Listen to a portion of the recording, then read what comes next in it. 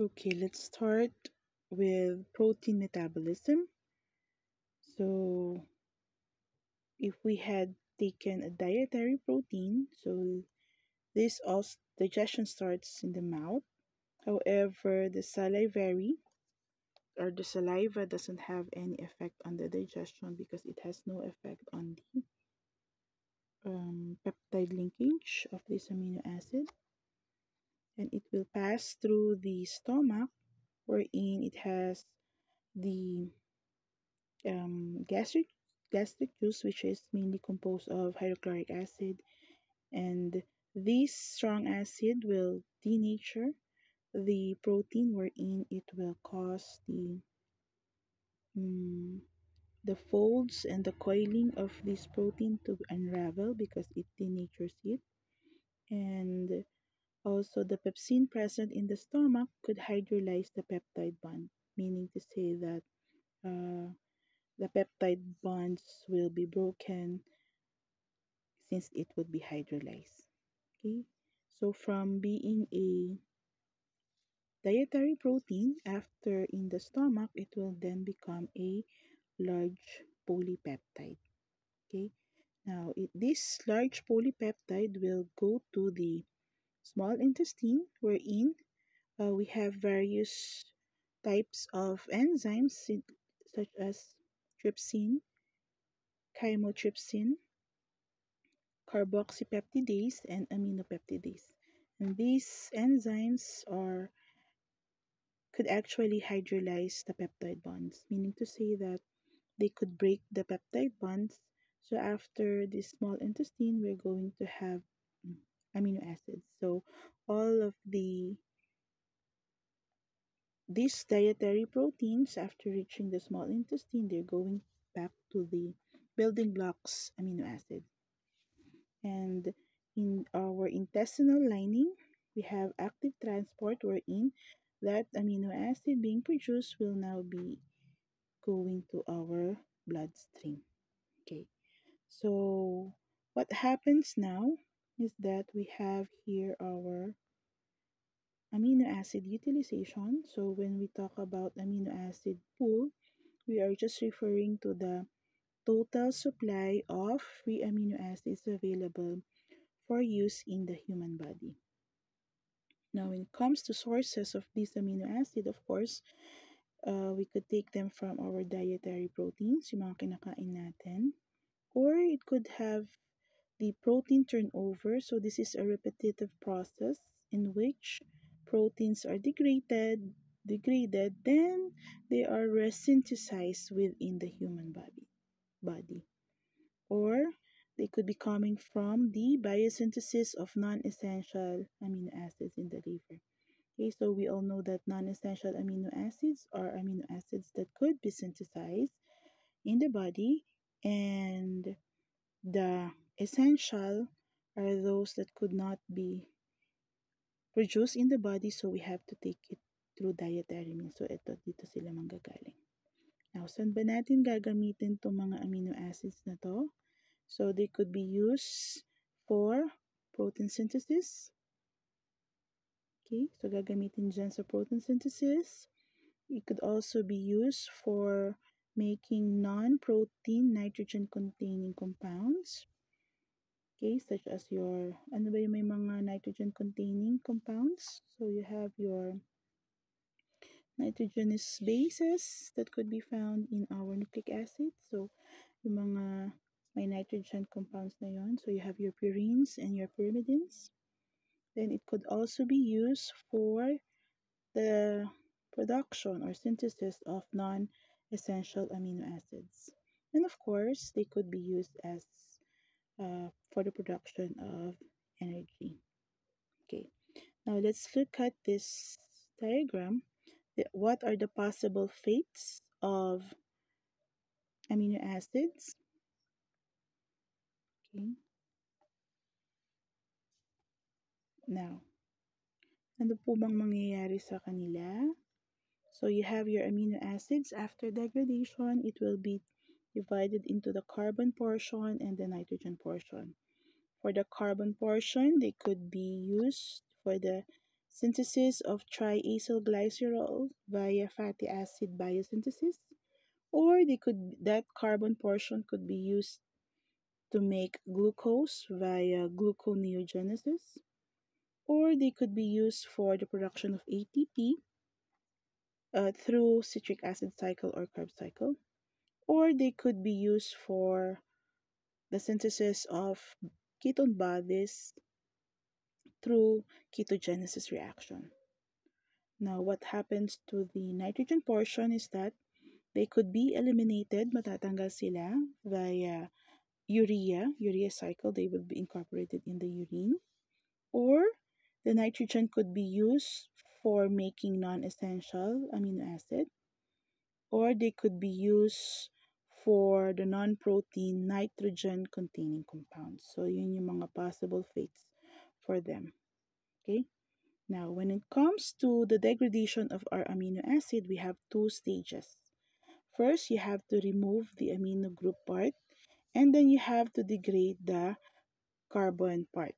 Okay, so our focus is on how are we going to remove that amino part or amino group.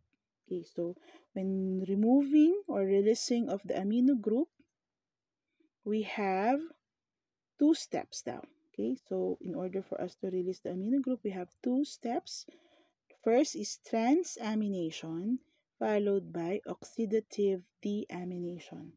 Okay, so when we talk about transamination, we are just transferring the amino group from our alpha amino acid to a keto acid. Okay, so this transamination reaction involves the interchange of the amino group, ito daw to, itong amino group na yan, ng alpha amino acid will interchange, makikipagpalit siya with the keto group, ito ang keto group, ng isang alpha keto acid. So, in general reaction, transamination is just the interchange of these functional groups with this respective compound so that they're going to produce a new alpha keto acid and a new alpha amino acid.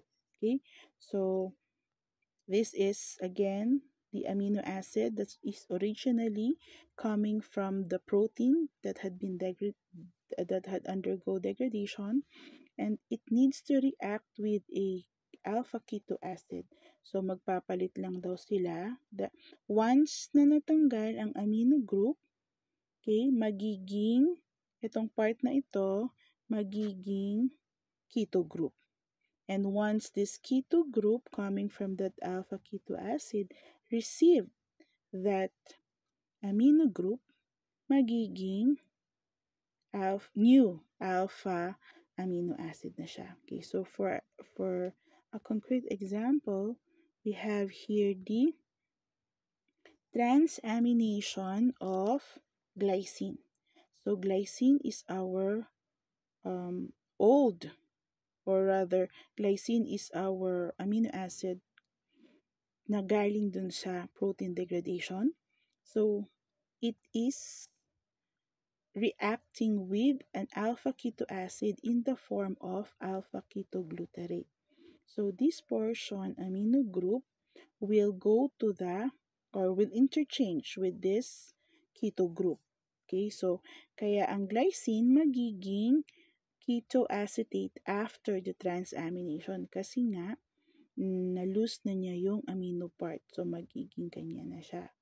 And while as for alpha ketoglutarate, after the amino had been transferred to this part, magiging ganito naman na siya. Okay? So, from alpha ketoglutarate, magiging glutamate na siya. The glutamate now is the new amino group carrier. Kung kanina, originally, ang ating amino group carrier is the glycine.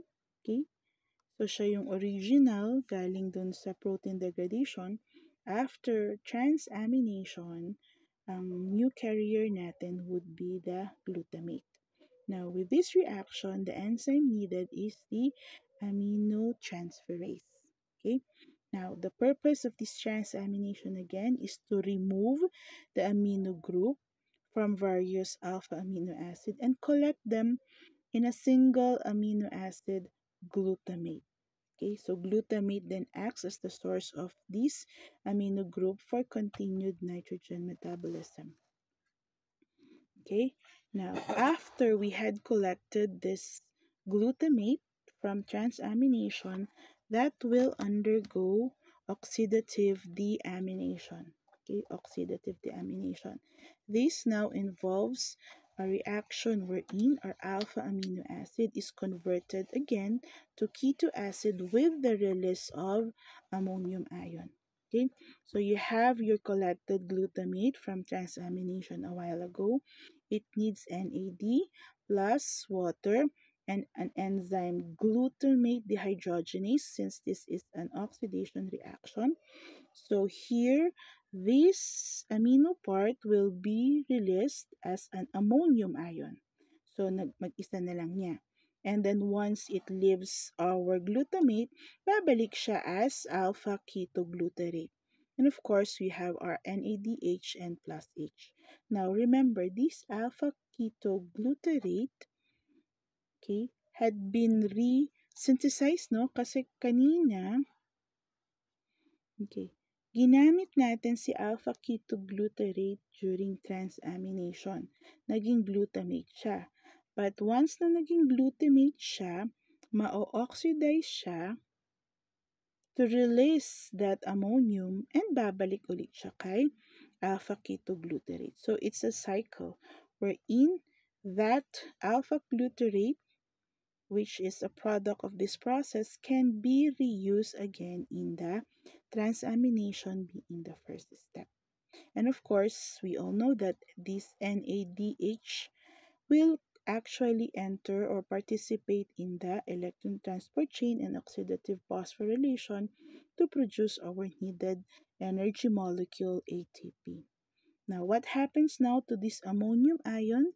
They should be converted, or they can be converted to carbamoyl phosphate, then to urea and excreted from the body through urine. Okay? So, what would now be the fate of this ammonium ion? So, sabi nga natin kanina, makikireact siya para maging carbamoyl phosphate, because carbamoyl phosphate is the only substance that could enter urea cycle. Okay, the collected ammonium ion from the oxidative deamination will react with carbon dioxide. The carbon dioxide is eventually from our citric acid cycle, and then they have to react with water, and they will be needing 2 moles of ATP.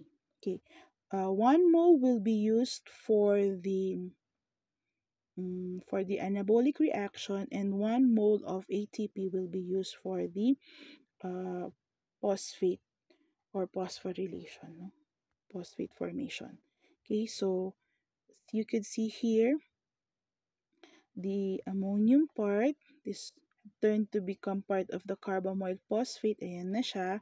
The carbon dioxide, ito rin siya. And one of the phosphate group will be attached here. So that would be carbamoyl phosphate.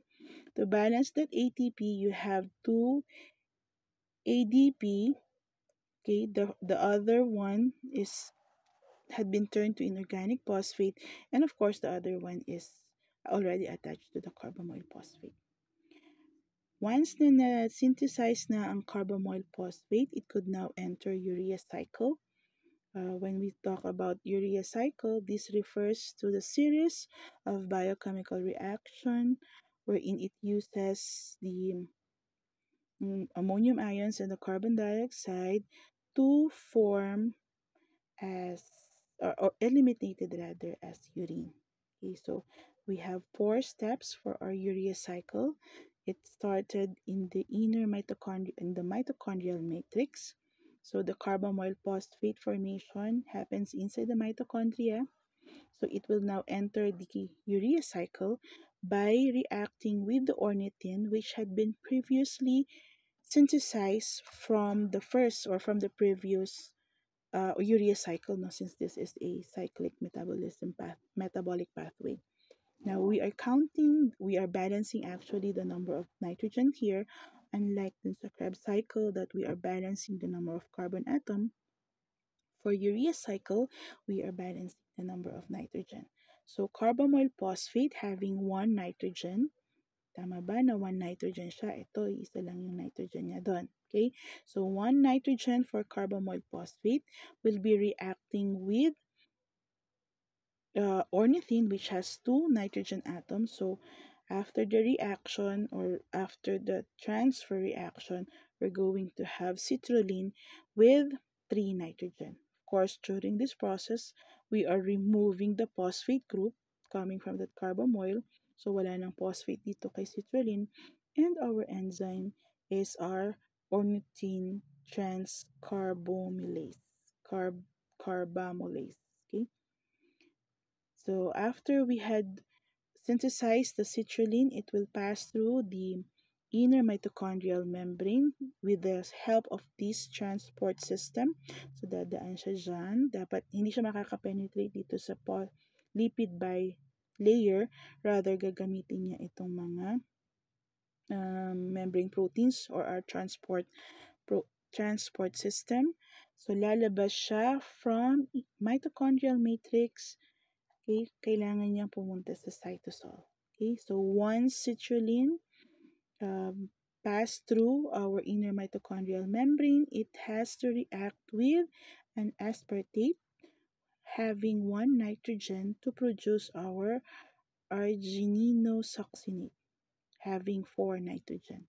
During this process called as condensation, we need to use an ATP since we are having two small molecules to form bigger molecules. So this is an anabolic reaction. So you have to use ATP, and after that it will turn to become AMP and inorganic pyrophosphate. So we have our enzyme to be argininosuccinate synthase. Okay. Now, once we have our argininosuccinate, it will now undergo cleavage reaction. Okay, so alam natin ang cleavage, that is breaking. So from our nitrogen four nitrogen pa rin siya. So ibig sabihin, ang na-cleave dito would be the carbon part. So from the argininosuccinate, tatanggalan doon ng fumarate with the help of argininosuccinate lyase, since this is cleaving, no? So fumarate, this is common. We had encountered this fumarate before. This could enter our Krebs cycle. Now we have our arginine to be the product of our cleavage reaction, still having four nitrogen with it, and it will now undergo hydrolysis with the use of the enzyme arginase to reproduce again the ornithine. Ornithine will have two nitrogen, so ibig sabihin, the four nitrogen of the arginine had been split into two would be going to the ornithine, and two will be going to the urea. Okay, of course, during this process, since this is hydrolysis, we will be using water. And the cycle repeats again once this ornithine had been produced. So, papasok siya ulit, going back to the mitochondrial matrix to again react with the incoming carbamoyl phosphate for the next cycle of urea. Okay, so we had balanced the nitrogen. We have one nitrogen for the carbamoyl to form the ornithine, and then producing three for the citrulline, and then aspartate comes again, contributing one nitrogen, so that argininosuccinate will have four. Then arginine will also have four, but this one will be hydrolyzed such that ornithine will gain again back the two nitrogen, and urea will have its share two nitrogen atom. Okay, so this ammonium, the nitrogen had been released in the urea, or had been rather synthesized, or had been part of the urea, and that urea will be mm, released through the form of urine. Okay, so that is our uh, urea cycle.